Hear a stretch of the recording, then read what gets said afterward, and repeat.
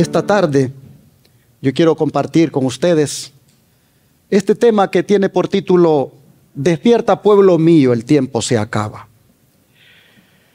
El propósito de este tema es despertarnos de ese letargo espiritual en la que ha caído, lamentablemente, la iglesia. Es el propósito de este mensaje, de que si usted está dormido, por favor se despierte, porque como dice el título, el tiempo se acaba. No nos queda mucho tiempo. Para nadie es un secreto cómo las guerras y los rumores de guerra se desatan por todas partes, anunciando que el fin está cerca. En estos días el Medio Oriente es escenario de la guerra entre Israel y Hamás, haciendo que amenace estallar todo el polvorín que hay en esa zona si los demás países se involucran. Mientras que por el otro lado, en Europa, la guerra entre Rusia y Ucrania no da tregua. Más bien, el diablo está induciendo a otras naciones a que también hagan estallar su polvorín en cualquier momento.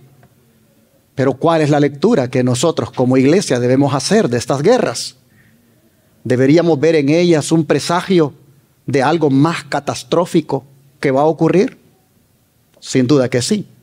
El don de profecía dice: las potencias infernales están conmovidas por una profunda intensidad. El resultado es guerra y derramamiento de sangre. La atmósfera moral está envenenada por actos de una crueldad espantosa. El espíritu de lucha se extiende y abunda en todas partes. Pero noten ustedes que esto es porque las potencias infernales están conmovidas. En otras palabras, hermanos, el que está detrás de esta guerra es el mismo diablo. Dice: las calamidades en tierra y mar, la inestabilidad social, las amenazas de guerra, como portentosos presagios, anuncian la proximidad de acontecimientos de la mayor gravedad. Es decir, hermanos, lo que nosotros estamos mirando con las guerras solamente es una muestra de algo peor que tendremos que ver. Sigue diciendo el don de profecía: estamos viviendo en el tiempo del fin. El presto cumplimiento de las señales de los tiempos proclama la inminencia de la venida de nuestro Señor. La época en que vivimos es importante y solemne. El Espíritu de Dios se está retirando gradual pero ciertamente de la tierra. Las agencias del mal se coligan y acrecen sus fuerzas para la gran crisis final. Grandes cambios están a punto de producirse en el mundo y los movimientos finales serán rápidos. El estado actual de las cosas muestra que tiempos de perturbación están por caer sobre nosotros. El mundo no conoce más que tempestades, guerras y discordias. Sin embargo, las gentes se unirán bajo una misma dirección, la de la potencia papal, para oponerse a Dios en la persona de sus testigos. Esta unión es cimentada por el gran apóstata. En otras palabras, lo que estamos mirando ahorita es preparando el escenario para que esa guerra se enfile finalmente en contra de nosotros como pueblo remanente. Fíjense ustedes cómo Satanás, con las guerras y las discordias que siembra, está buscando que todos vayan uniéndose, dice, bajo una misma dirección, la de la potencia papal.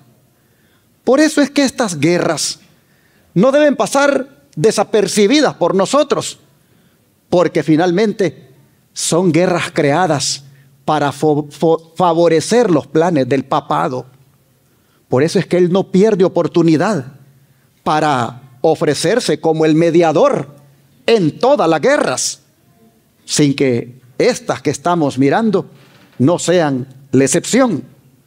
Por ejemplo, el secretario de Estado del Vaticano, el número 2 de esa institución, el cardenal Pietro Parolin, dijo lo siguiente: la liberación de los rehenes israelíes y la protección de las vidas de los inocentes en Gaza están en el centro del problema creado por el ataque de Hamás y la respuesta del ejército israelí. Están en el centro de las preocupaciones de todos nosotros, del Papa y de toda la comunidad internacional.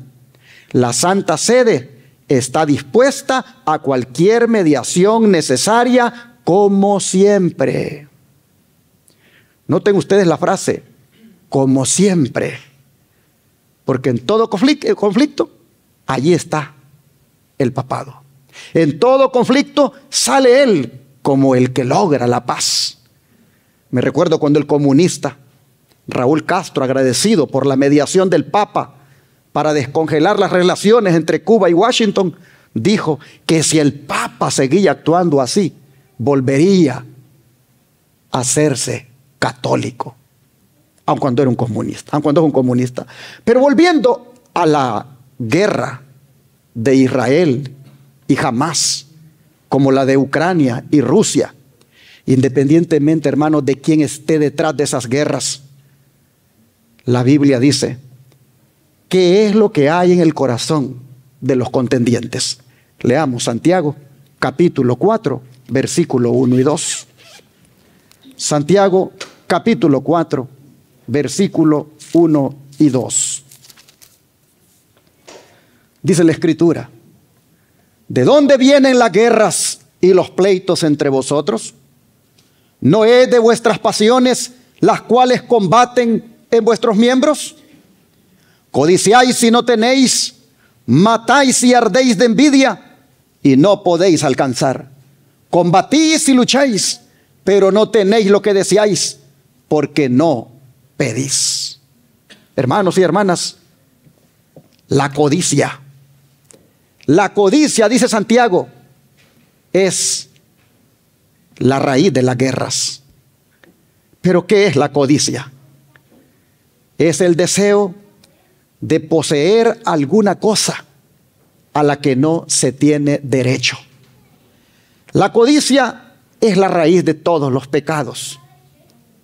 Como ya sabemos, fue mediante la codicia que entró el mal en el universo, pues el querubín Lucifer pecó al codiciar el ser igual a Dios. Y nuestros primeros padres le siguieron en eso, al querer desear saber tanto como Dios. Oh, mis hermanos, codiciar lo que uno o una nación no tiene, dice Santiago, es la causa de la guerra. Y si bien es cierto, eso lo dijo en relación con lo que estaba ocurriendo en la iglesia, imagínense entonces lo que ocurre con el mundo incrédulo hoy, especialmente en las guerras que están tomando lugar, cuando lo que está de por medio es la codicia por la hegemonía regional o mundial, según sea el caso.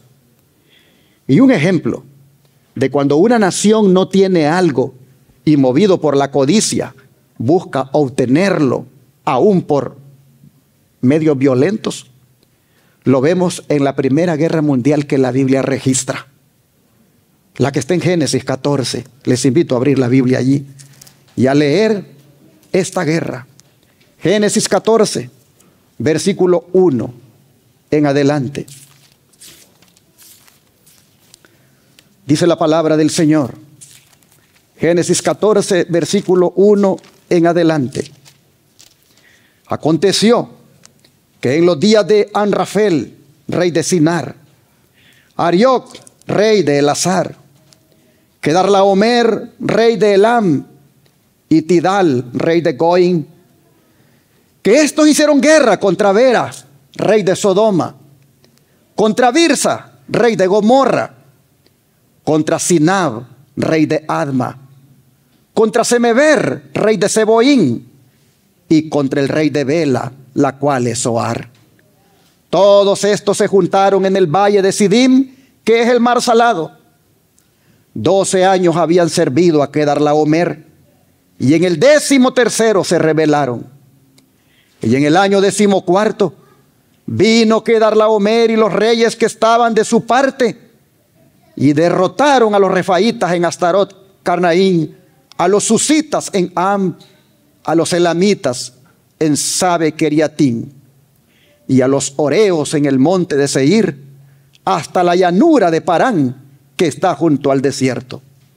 Y volvieron y vinieron a Ecmispat, que es Cades, y devastaron todo el país de los amalecitas, también al amorreo que habitaba en Hasezón Tamar.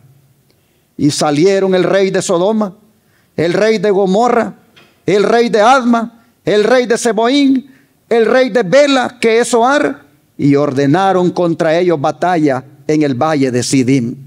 Esto es, contra Kedarlaomer, rey de Elam, Tidal, rey de Goim, Anrafel, rey de Sinar, y Arioc, rey de Elazar. 4 reyes contra 5. Y el valle de Sidim estaba lleno de pozos de asfalto. Y cuando huyeron el rey de Sodoma y el de Gomorra, algunos cayeron allí y los demás huyeron al monte. Y tomaron toda la riqueza de Sodoma y de Gomorra y todas sus provisiones y se fueron. Tomaron también a Lot, hijo del hermano de Abraham, que moraba en Sodoma, y sus bienes, y se fueron. Y vino uno de los que escaparon y lo anunció a Abraham, el hebreo, que habitaba en el encinar de Mamre el amorreo, hermano de Escol y hermano de Aner, los cuales eran aliados de Abraham. Oyó Abraham que su pariente estaba prisionero, y armó a sus criados, los nacidos en su casa, 318, y los siguió hasta Dan.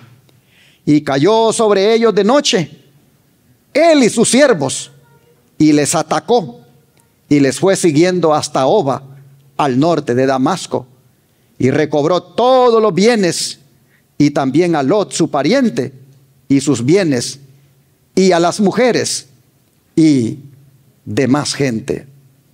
Cuando volvía de la derrota de Kedarlaomer y de los reyes que con él estaban, salió el rey de Sodoma a recibirlo al valle de Sabe, que es el valle del rey. Entonces Melquisedec, rey de Salem y sacerdote del Dios Altísimo, sacó pan y vino y le bendijo diciendo: bendito sea Abraham el Dios Altísimo, creador de los cielos y de la tierra, y bendito sea el Dios Altísimo que entregó tus enemigos en tu mano. Y le dio a Abraham los diezmos de todo. Entonces el rey de Sodoma dijo a Abraham: dame las personas y toma para ti los bienes.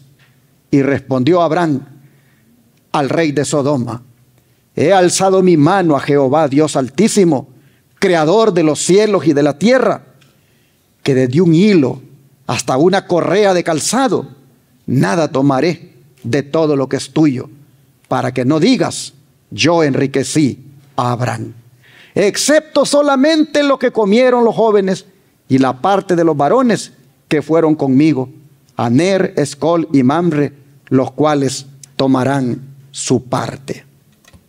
Hermanos, qué hermoso final el que tuvo esta guerra, porque Cristo apareció al final de la guerra hablándole a Abraham en el simbólico rey Melquisedec. Allí estaba Cristo bendiciendo a Abraham. Así lo dice el don de profecía. Fue Cristo el que habló mediante Melquisedec, el sacerdote del Dios Altísimo. Melquisedec no era Cristo, sino la voz de Dios en el mundo, el representante del Padre. Pero Cristo habló mediante Melquisedec.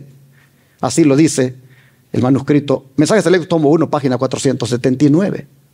Pero hermanos, en relación con esta guerra que libró Abraham, nosotros vemos que fue la primera guerra mundial que registra la Biblia, movida, si ustedes ven, por lo que dice Santiago, por la codicia.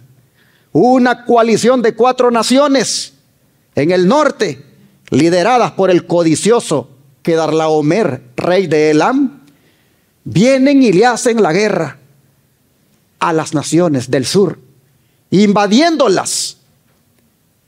Oh, hermanos, ¿todo por qué? Por los impuestos. ¿Qué codiciaban? Los impuestos que ya no recibirían por la riqueza producida de esos lugares. ¿Eran ellos acaso dueños de aquella región para que impusieran dichos impuestos? Claro que no.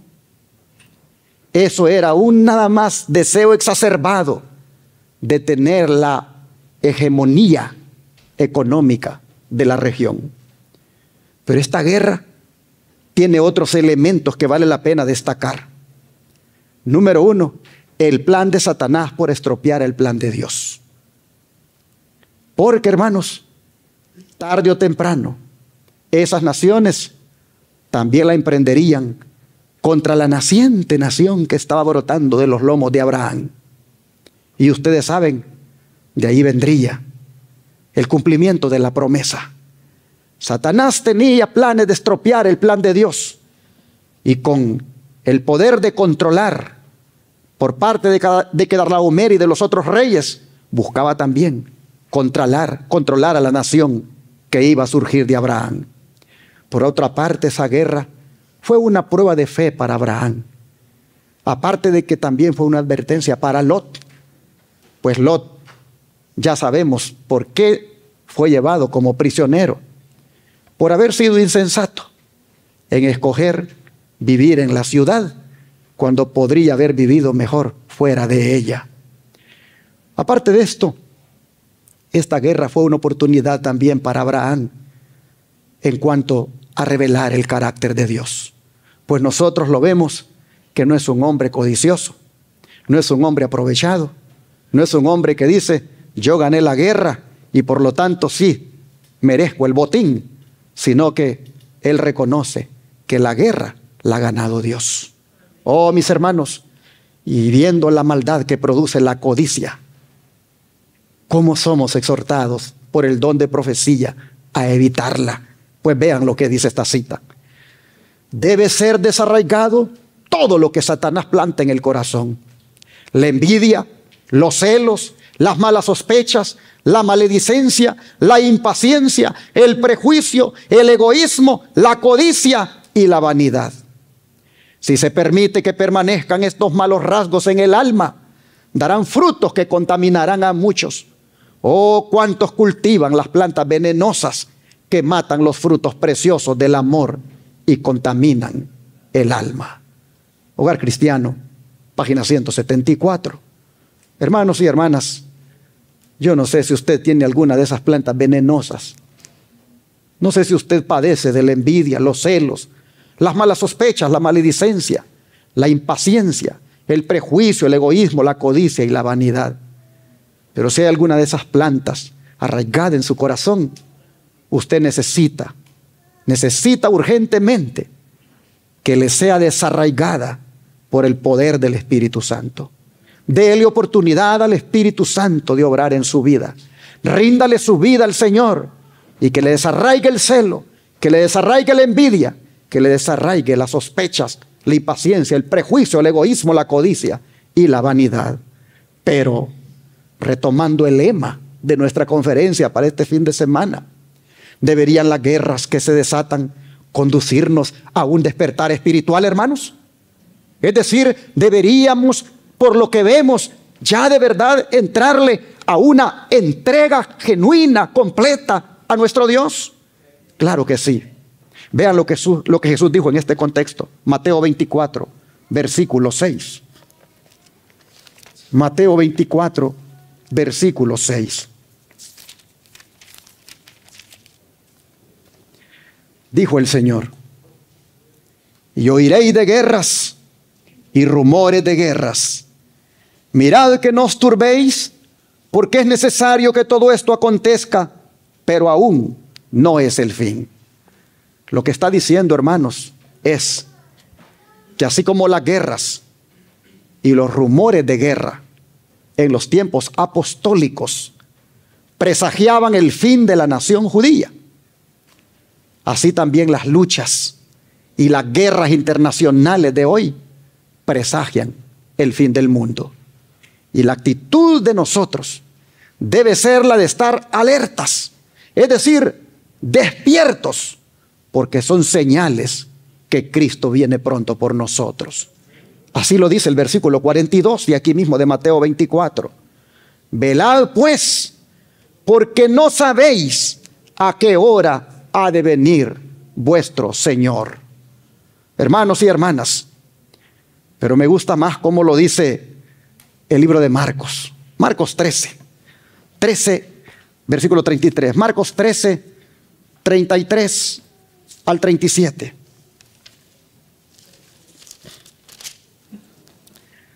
Dice así. Marcos 13, 33 al 37.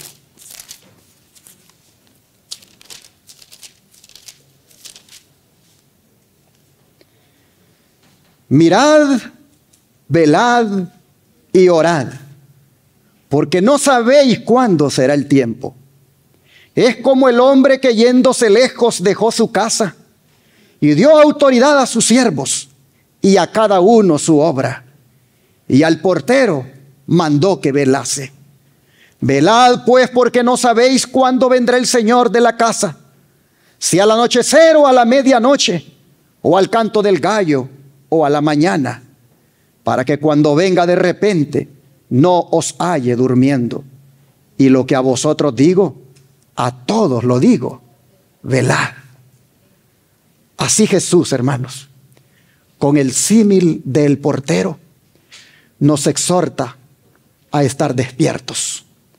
Los porteros del templo, ellos tenían por costumbre estar de guardia toda la noche y tenían la obligación de velar y estar alerta. Cualquier guardia que se hallara durmiendo en el cumplimiento de su deber era castigado y sus ropas echadas al fuego. Es conmovedor, hermanos, notar que cuando venga el Señor de la casa, tarde o temprano, dice que el cristiano debe estar despierto, porque será durante la noche cuando es más difícil velar y estar alerta. Por eso sería bueno también hacer vigilias, para que también allí pasemos una noche con el Señor, orando, buscando esa presencia divina. Oh, hermanos, este es el tiempo de no desvelarnos viendo películas en Netflix, sino desvelarnos leyendo la palabra de Dios, buscando la presencia del Señor. Lo que Jesús dijo a los discípulos, se lo dijo a todos. A todos les digo, dice, velad. Pero ¿cómo se vela, hermanos? ¿Cómo se vela? Aquí mismo en Marcos capítulo 14, versículos 37 al 40, nos dice cómo. Marcos 14, versículo 37 al 40. Vino luego y los halló durmiendo. Y dijo a Pedro: Simón, ¿duermes? ¿No has podido velar una hora? Velad y orad, para que no entréis en tentación. El espíritu a la verdad está dispuesto, pero la carne es débil. Otra vez fue y oró, y diciendo las mismas palabras. Pero al volver, otra vez los halló durmiendo, porque los ojos de ellos estaban cargados de sueño y no sabían qué responderle. Hermanos y hermanas, Jesús advirtió a Pedro en contra de estar durmiendo en aquella hora crucial. ¿Y nosotros? ¿No es una hora crucial también la que estamos viviendo? ¿No deberíamos, por lo tanto, nosotros también estar despiertos espiritualmente, orando más constantemente, teniendo una vida de comunión con el Señor más íntima? Sin duda que sí. El don de profecía nos exhorta de la siguiente manera: considero que este es el momento crucial en el destino de cada uno de ustedes. ¿A quién elegirán?, dice Cristo, ¿a mí o al mundo? Dios pide una entrega incondicional del corazón y los afectos a Él. Si ustedes aman amigos, hermanos o hermanas, padre o madre, casas o tierras más que a mí, dice Cristo, no son dignos de mí. La religión pone el alma bajo la máxima obligación ante sus demandas de caminar de acuerdo con sus principios. Así como el imán misterioso apunta al norte, de la misma manera las demandas de la religión apuntan a la gloria de Dios. Por sus votos bautismales, ustedes están comprometidos a honrar a su Creador y a negar resueltamente el yo y crucificar sus afectos y concupiscencias e incluso someter sus pensamientos en obediencia a la voluntad de Cristo. Eviten entrar en tentación. Cuando los rodeen las tentaciones y no puedan controlar las circunstancias que los exponen a ellas, entonces pueden reclamar la promesa de Dios y exclamar con confianza y poder consciente: todo lo puedo en Cristo que me fortalece. Para todos ustedes hay fuerza en Dios, pero jamás sentirán su necesidad de esa fuerza, que es lo único que puede salvarlos, a menos que adviertan su debilidad y pecaminosidad. Jesús, su precioso Salvador, los llama ahora a colocarse firmemente sobre la plataforma de la verdad eterna. Si sufren con Él, Él los coronará con gloria en su reino eterno. Si están dispuestos a sacrificarlo todo por Él, entonces Él será su Salvador. Pero si escogen su propio camino, andarán en tinieblas hasta que sea demasiado tarde para asegurarse la recompensa eterna. Así en Testimonios para la Iglesia, tomo 3, en las páginas 53 y 54, nos exhorta el don de profecía a definirnos como pueblo, a definirnos como creyentes, a de una vez, hermanos, ponernos del lado de Él. Porque las corrientes de este mundo, los afanes de esta vida, inclusive parientes, están constantemente tentándonos para apartarnos de esa consagración. Pero ojalá, hermanos, que si ese fuera el caso en alguno de ustedes, estas palabras les ayuden para que de una vez se pongan del lado de Jehová. Sigue diciendo: vigilad la disimulada aproximación del enemigo. Prestad atención a los antiguos hábitos y a las tendencias naturales para que no se impongan. Hacedlas retroceder y velad. Cuidad los pensamientos, cuidad los planes para que no se conviertan en acciones egoístas. Cuidad a las almas que Cristo compró con su propia sangre. Buscad la vocación de hacerles el bien. Voy para atrás para destacar esta parte. Cuidad los pensamientos. Hermanos, no hay manera de cuidar los pensamientos que entregándole nuestra mente al Señor. Por eso Él dice: dame, hijo mío, ¿qué cosa? Tu corazón. En referencia a la mente. ¿Por qué nos pide el corazón, hermanos? Porque Él sabe que si le damos la mente, que es el corazón, ahí le estamos dando todo. Hemos sido instruidos por el don de profecía, en el sentido de que el cerebro es la capital del cuerpo y que allí Dios se comunica con nosotros, pero también allí el enemigo busca invadirnos con sus tentaciones y malos pensamientos. Por eso el Señor dice: deme en su mente, hijos míos, deme en su mente. Oh, mis hermanos, si la mente está aquí en el cerebro y esta es la capital del cuerpo, el Señor lo que está diciendo es: deme en su mente para hacer de ella mi trono y desde allí gobernarles su vida. ¿Acaso no tenemos aquí en Washington, la capital de este país? ¿Acaso no es precisamente la capital porque ahí se toman las decisiones para la nación? Oh, mis hermanos, el corazón de los Estados Unidos está en Washington, D.C., porque ahí está la capital. Bueno, hermanos y hermanas, El corazón de nosotros está aquí en el cerebro. Y el Señor dice, deme en su mente. Y en la medida en que me den su mente, yo me entronizaré allí. Y desde allí gobernaré su mirada, sus pensamientos, su habla y todo su ser. Oh, hermanos y hermanas, no se les olvide también que allí en la capital, allí donde está el corazón de la nación, allí también está el Capitolio, ahí se hacen las leyes. Dice el Señor, deme en su mente para escribir en ella mis leyes, mis santos mandamientos. Oh, hermanos y hermanas, el Señor dice que le entreguemos nuestro corazón. Y el don de profecía dice, cuiden los pensamientos, cuiden de los planes para que no se conviertan en acciones egoístas. Sigo diciendo el don de profecía. Deben guardarse los hombres de no menospreciar el aviso de Cristo respecto a su segunda venida. Porque como anunció a los discípulos la destrucción de Jerusalén y les dio una señal para cuando se acercara la ruina, así también previno al mundo del día de la destrucción final y nos dio señales de la proximidad de esta, para que todos los que quieran puedan huir de la ira que vendrá. Dijo Jesús, y habrá señales en el sol y en la luna y en las estrellas, y sobre la tierra angustia de las naciones. Y cuando vieres todas estas cosas, dijo, sabed lo que está cercano a las puertas. Velad pues, dice Marcos. Y dice Jesús, velad pues, porque esa es la amonestación del Señor. Los que le presten atención no serán dejados en tinieblas ni sorprendidos por aquel día. Pero los que no quieran velar serán sorprendidos, porque el día del Señor vendrá como ladrón en la noche.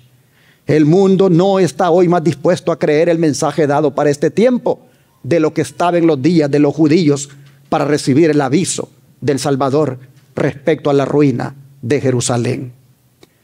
Venga cuando venga, el día de Dios caerá repentinamente sobre los impíos desprevenidos.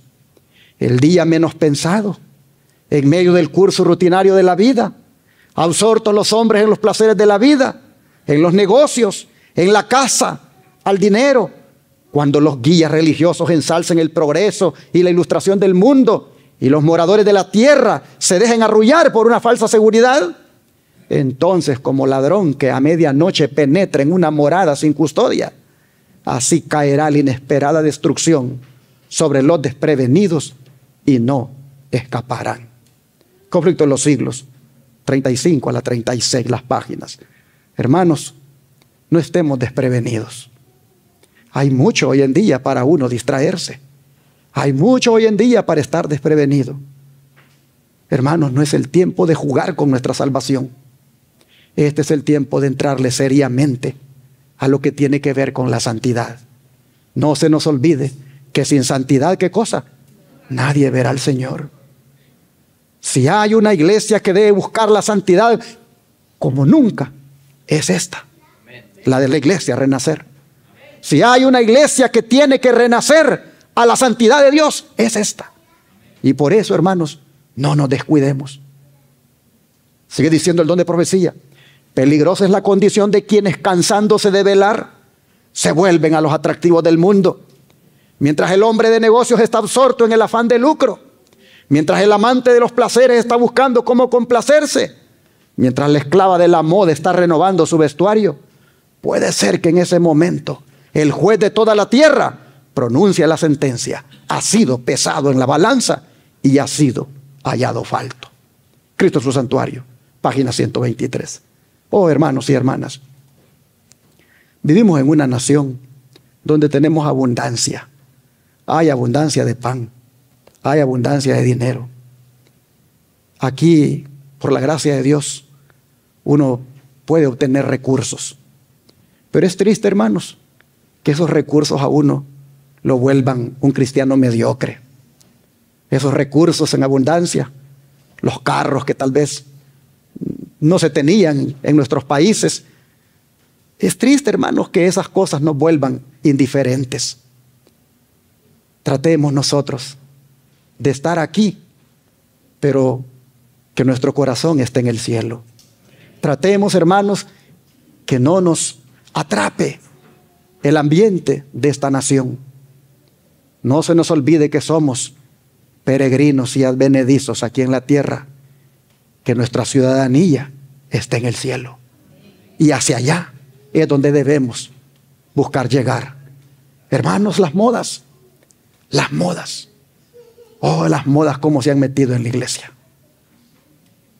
Es triste. Pero la iglesia se volvió los sábados a veces un desfile de modas. Hay mucha vanidad. Hay mucho orgullo. Debemos tener cuidado, hermanos, de que no estemos tan absortos en los placeres y en las cosas mundanales, porque puede darse ese momento que se diga: ha sido pesado en balanza y ha sido hallado falto. Y qué triste, hermanos, sería que se digan esas palabras y nosotros, inmersos en los placeres de este mundo, ahí dándole rienda suelta a nuestros apetitos y estando en el pecado. Así que es una peligrosa condición cuando se vive así, porque es una manera de decir: me cansé de velar y por lo tanto quiero disfrutar del mundo. Así que, hermanos, el imperativo es velar y orar.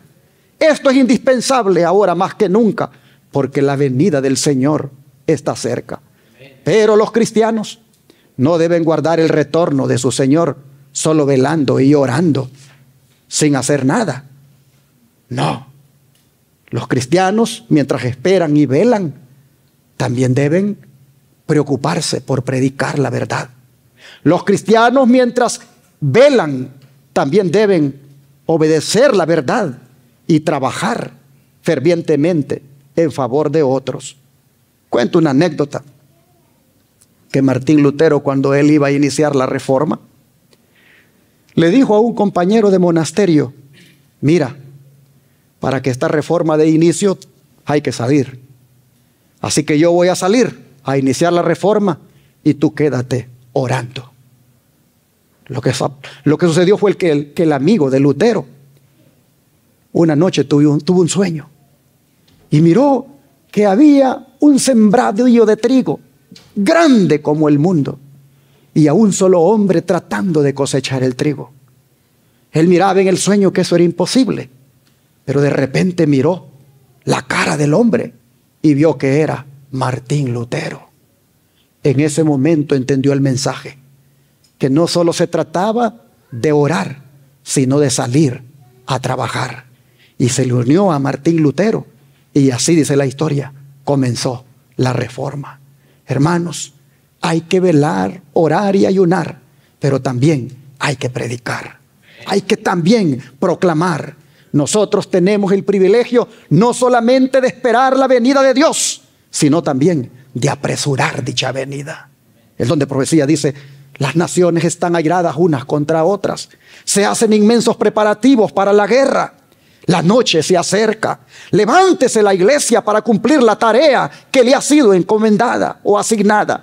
Todo creyente, cualquiera que sea el grado de su instrucción, puede llevar el mensaje. ¿Cuántos de los creyentes pueden llevar el mensaje? Todo creyente, cualquiera que sea el grado de su instrucción.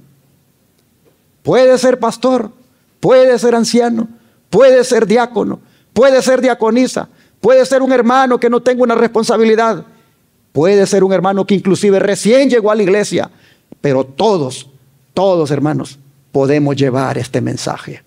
Dice: la eternidad se extiende ante nosotros, el telón está por levantarse. ¿Qué estamos pensando al aferrarnos egoístamente a nuestra comodidad, mientras que en derredor nuestro hay almas que perecen? ¿Están nuestros corazones completamente endurecidos? ¿No podemos ver y comprender que nos incumbe hacer una obra en favor de nuestros semejantes? Hermanos y hermanas, ¿soy de aquellos que teniendo ojos no ven y teniendo oídos no oyen? ¿Será en vano que Dios os haya revelado su voluntad? ¿Será en vano que os haya dirigido amonestación tras amonestación con respecto a la proximidad del fin? ¿Creéis las declaraciones de su palabra tocante a las cosas que han de sobrevenir al mundo? ¿Creéis que los juicios de Dios están suspendidos sobre los habitantes de la tierra? En caso afirmativo a todas estas preguntas, ¿cómo entonces podéis quedar tranquilos ociosos e indiferentes. Hoy los testimonios tomó 3 páginas 295. No podemos, hermanos, como aquellos leprosos, estar comiendo solo nosotros cuando allá afuera hay hambre. Tenemos que salir y llevar la buena nueva. Tenemos que salir y predicar. Tenemos que salir a compartir el evangelio eterno para este tiempo. No hacemos bien si solo estamos encerrados en la iglesia sin salir a predicar. Por eso es necesario que atendamos las palabras que dicen: no durmamos como los demás. Leamos esas palabras en 1 Tesalonicenses 5, versículos 6 al 8. 1 Tesalonicenses 5, versículos 6 al 8. La Escritura dice así. 1 Tesalonicenses 5, 6 al 8. Por tanto, no durmamos como los demás, sino velemos y seamos sobrios. Pues los que duermen de noche duermen, y los que se embriagan de noche se embriagan. Pero nosotros que somos del día, seamos sobrios, habiéndonos vestido con la coraza de fe y de amor, y con la esperanza de salvación como yelmo. Oh, hermanos, dormir sugiere indolencia, sugiere una conducta irresponsable. Si como hijos de luz nos dormimos, no tendremos ninguna ventaja. Dormir, hermanos, equivale a ser indiferentes ante la proximidad de la venida del Señor. Miren, un letargo espiritual es el que le caracteriza a muchos cristianos y no están preparados en esa condición para los sucesos finales. Pablo exhorta a los hermanos a no dejarse entrampar por esa indolencia espiritual, sino a estar bien despiertos. No duerman como los demás, les dice, en referencia a los hijos de las tinieblas, que están inconscientes ante los terribles y gloriosos sucesos que presagian, hermanos, el retorno del Señor. Si no, dice, velemos y seamos sobrios. Es decir, seamos firmes, templados, tranquilos en espíritu, debido al gran día que se acerca. La pregunta es, ¿estamos así? ¿Estamos velando? ¿Estamos estudiando las Escrituras? ¿Estamos trabajando para el Señor? ¿Cómo está nuestra vida? ¿Hay comunión con Dios? ¿Está usted teniendo su devoción diaria con el Señor? ¿Está usted haciendo un hábito de pasar tiempo con Dios en estudio y oración con el Señor? ¿Estudio de las Escrituras y oración con el Señor? ¿Está usted haciendo de eso un hábito? Oh, hermanos, si no está haciéndolo, eso es estar durmiendo como los demás. Eso es ser irresponsables ante lo que conocemos. Eso es ser indiferentes ante la aparición de nuestro Señor. ¿Cómo está nuestra vida? ¿Cómo está nuestra vida? El don de profecía dice, es una solemne declaración la que hago a la iglesia, de que ni uno de cada 20 de aquellos cuyos nombres están registrados en los libros de la iglesia se haya preparado para terminar su historia terrenal, y que estaría tan ciertamente sin Dios y sin esperanza en el mundo como el pecador común. A ver, hermanos, ni uno de cada 20 de aquellos cuyos nombres están registrados en los libros de la iglesia se haya preparado para terminar su historia terrenal. Usted y yo no sabemos cuándo terminaremos nuestra historia terrenal. Ninguno de nosotros tiene la fecha de cuándo va a morir, porque el día que muera ahí terminó su historia.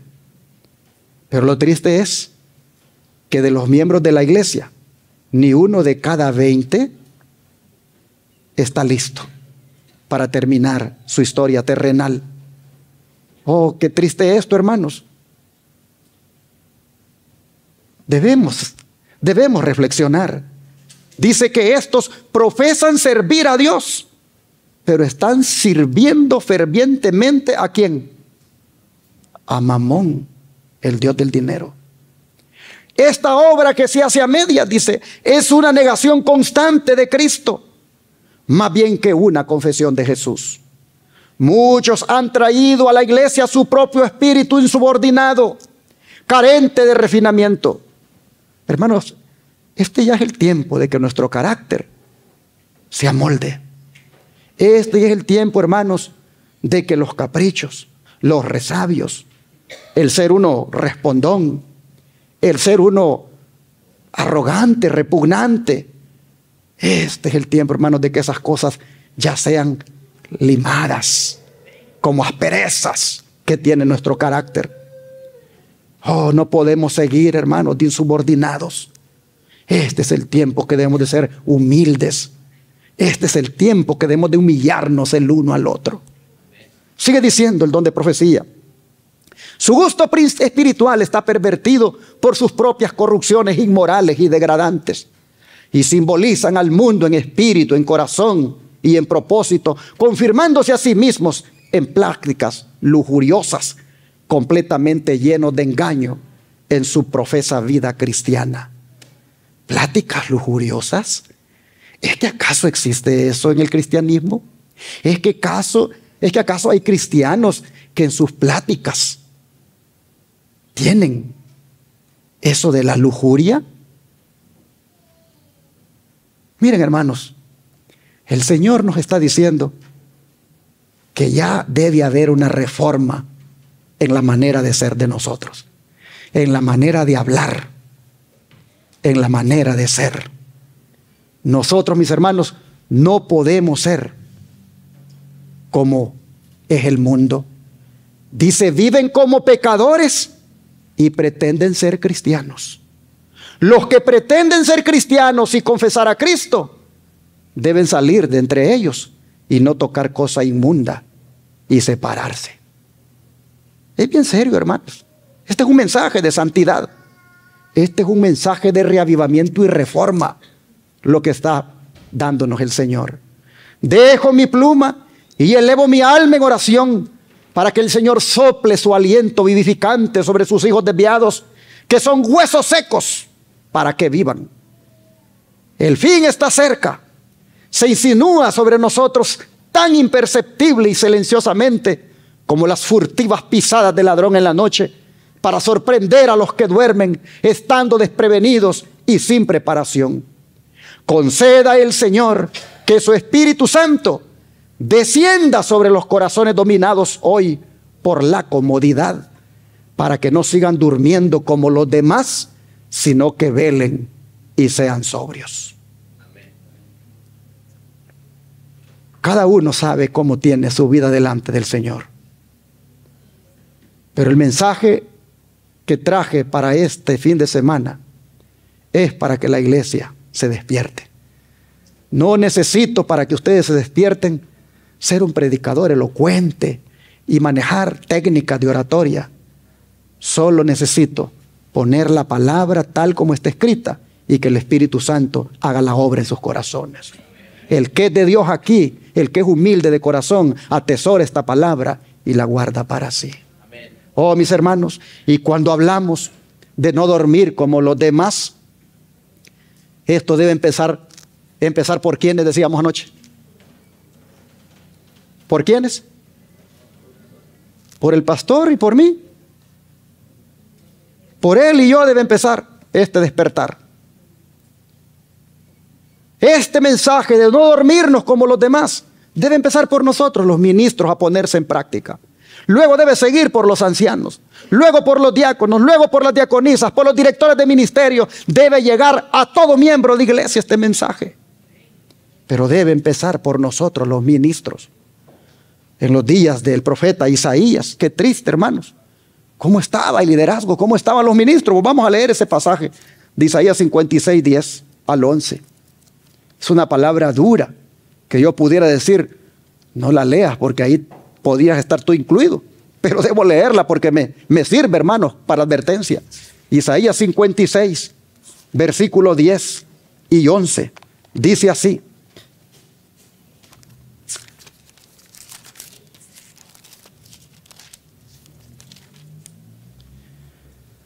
Sus atalayas son ciegos todos ellos, ignorantes, todos ellos perros mudos, no pueden ladrar, soñolientos, echados, aman el dormir. Y esos perros comilones son insaciables, y los pastores mismos no saben entender. Todos ellos siguen sus propios caminos, cada uno busca su propio provecho, cada uno por su lado. Oh, hermanos, qué mensaje más fuerte para los que tenemos la responsabilidad de ser ministros del pueblo. Como decía anoche, qué lamentable es que yo como ministro no tenga ni siquiera la inteligencia de un perro guardián que advierte del peligro. ¿Por qué? Porque estoy dormido. Así que este es un mensaje, hermanos, donde el liderazgo de la iglesia debe entender que hay que entrarle ya a un despertar religioso. Hay que entrarle ya, hermanos, a un despertar espiritual. Miren cómo se refiere Dios a algunos líderes, tanto políticos de Israel como de la iglesia. Se refiere a ellos como indolentes, perezosos, que aman el dormir, y esa actitud los descalifica como centinelas, pues tienen los ojos cerrados cuando los deberían tener abiertos. Como dije, ni siquiera pueden ser perros guardianes porque no ladran, es decir, no advierten de los peligros que se avecinan. Estamos cayendo, hermanos, en este tiempo, en un ambiente donde los mensajes solo son de paz y seguridad. Mensajes como estos, a la ley y al testimonio, son ausentes de los púlpitos, porque a uno le quitan la máscara, a uno verdaderamente le descubre su condición. Oh, hermanos, tenemos que predicar temas que amonesten.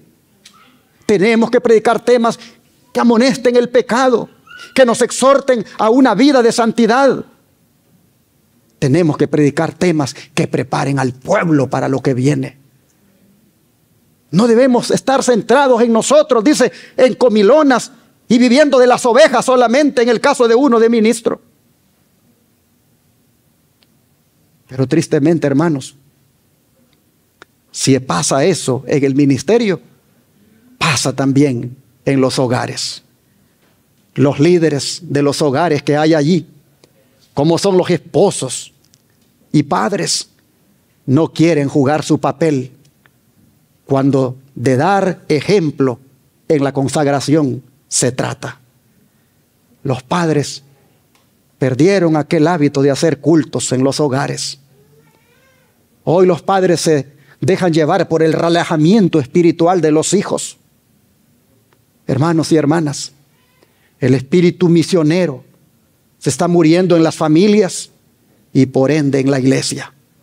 De manera que líderes y padres aquí presentes, no amemos el dormir, despertémonos ya, porque el tiempo se acaba. El don de profecía dice, vi que el residuo no estaba preparado para lo que viene sobre la tierra.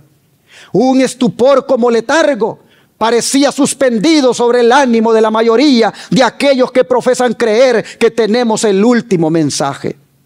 ¿Quiénes son los que profesan creer que tenemos el último mensaje? Nosotros. Pero ella miró, dice, que un espíritu como letargo, hermanos, un estupor, es el que nos caracteriza. Mi ángel acompañante exclamó con intensa solemnidad: preparaos, preparaos, preparaos, porque la ardiente ira del Señor ha de manifestarse pronto, ha de ser derramada sin mezcla de misericordia, y no estáis listos. Primeros Escritos 119. La ira de Dios, hermanos, está por derramarse. Es poquito tiempo el que queda para que miremos nosotros algunas cosas en este mundo y que entonces se desate esa ira sin mezcla de misericordia. Pero para entonces, hermanos, para entonces usted ya tiene que haberse arreglado con el Señor, ya tiene que haber usted despertado, ya tiene que haberse usted preparado, y el tiempo de hacer eso es ahora. El don de profecía sigue diciendo, aquí vemos que la iglesia, el santuario del Señor, era la primera en sentir los golpes de la ira de Dios. Los ancianos, aquellos a quienes Dios había brindado gran luz, que se habían destacado como guardianes de los intereses espirituales del pueblo, habían traicionado su cometido. Habían asumido la actitud de que no necesitamos esperar milagros ni la señalada manifestación del poder de Dios como en tiempos anteriores. Los tiempos han cambiado, dicen. Estas palabras fortalecen su incredulidad y dicen, el Señor no hará bien ni mal. Es demasiado misericordioso para castigar a su pueblo. Así el clamor de paz y seguridad es dado por hombres que no volverán a elevar la voz como trompeta para mostrar al pueblo de Dios sus transgresiones y a la casa de Jacob sus pecados. Estos perros mudos que no querrían ladrar son los que sienten la justa venganza de un Dios ofendido. Hombres, jóvenes y niñitos, todos perecen juntos. ¿Por qué? Porque todos están dormidos. Pero ¿quién será, dice el primero, que va a recibir la justa venganza? Nosotros los ministros, los ancianos de la iglesia, porque no tuvimos ese valor de amonestar, no tuvimos ese valor de exhortar al pueblo a abandonar el pecado. Así que dice, despiértense los que se han vuelto soñolientos e indiferentes. Somos llamados a ser santos y debemos aplicarnos cuidadosamente a no dar la impresión de que no tiene importancia el que conservemos o no las características peculiares de nuestra fe. Hermanos, el mensaje que debemos predicar es el mensaje de los tres ángeles. Es la verdad presente para este tiempo. Mensajes ecuménicos donde todo el mundo está predicando. Hermanos, ya bastante sabemos. Necesitamos las verdades distintivas. Necesitamos esas verdades distintivas adventistas que nos hacen un pueblo peculiar. Y así, este día, el Señor nos exhorta a que despertemos, porque el tiempo se acaba. La pregunta es, ¿cuántos lo van a hacer? ¿Cuántos van a despertar? Es más, ¿cuántos lo quieren hacer? Este es el tiempo de hacerlo. Pablo dice que es ya hora de despertarnos del sueño, que la noche está avanzada y que el día está por llegar. Leamos esas palabras para ir terminando esta reflexión. Romanos capítulo 13, versículos 11 al 14. Romanos capítulo 13, versículos 11 al 14. Dice, y esto, conociendo el tiempo, que es ya hora de levantarnos del sueño, porque ahora está más cerca de nosotros nuestra salvación que cuando creímos. La noche está avanzada y se acerca el día. Desechemos pues las obras de las tinieblas y vistámonos las armas de la luz. Andemos como de día, honestamente, no en glotonerías y borracheras, no en lujurias y lascivias, no en contiendas y envidia, sino vestíos del Señor Jesucristo y no proveáis para los deseos de la carne. Lo que Pablo, hermanos, está diciendo es que estamos en los umbrales de la eternidad y nosotros lo sabemos, pero nos portamos como que no lo sabemos. Todavía, hermanos, andamos en envidias. Todavía andamos en contiendas y también en desenfrenos. Andamos todavía satisfaciendo deseos carnales. Por eso nos exhorta a desvestirnos de esas cosas y vestirnos del Señor Jesucristo. Permítanme cerrar este mensaje con otras palabras más que están aquí en Efesios, capítulo 5, versículo 14. Efesios 5, versículo 14. Dice el apóstol Pablo: por lo cual dice, despiértate tú que duermes, y levántate de los muertos, y te alumbrará ¿quién? Cristo. Mis hermanos, Cristo nos quiere despertar del sueño de la muerte espiritual. Al alma que se vuelve a Cristo, se le asegura que va a recibir los rayos sanadores de luz que provienen del sol de justicia. El llamamiento es, hermanos, para que los que no se han arrepentido se levanten de su letargo y den oportunidad para que Cristo lleve a cabo en sus vidas su obra salvadora. ¿Hay alguien aquí que quiera que Cristo le despierte en esta tarde? Dios le bendiga y que así nos encuentre el Señor despiertos desde ahora, antes que el tiempo se acabe. Quiero orar por ustedes en esta hora. Vamos a arrodillarnos.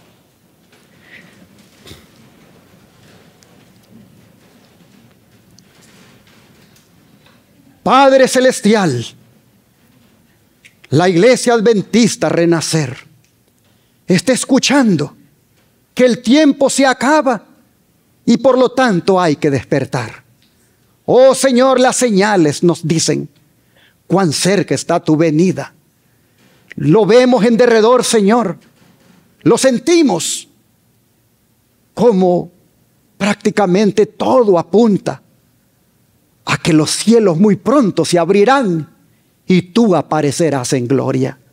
De manera, Señor, que te suplicamos que todos aquí entremos desde ya en una entrega total. Que todos aquí encaremos con seriedad nuestro despertar espiritual. Oh Señor, te ruego que del letargo en el que pudiera estar más de algún hermano en esta iglesia, tú le despiertes ahora. Que aquel Señor que estuvo atento al mensaje, tu palabra haya penetrado en su corazón y le haya llevado a tomar la decisión de romper con el mundo, romper con el pecado y entregarse a ti completamente. Señor, bendícenos como pueblo y despiértanos y manténnos así hasta el día de tu venida. Te lo pedimos en el nombre de Jesús. Amén.